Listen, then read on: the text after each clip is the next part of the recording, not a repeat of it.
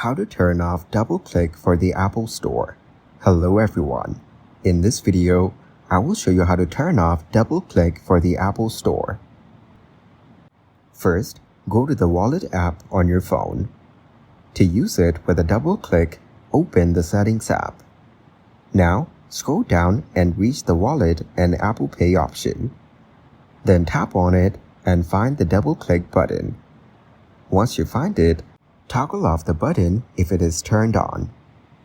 You can get cards and passes ready at any time by double-clicking the side button.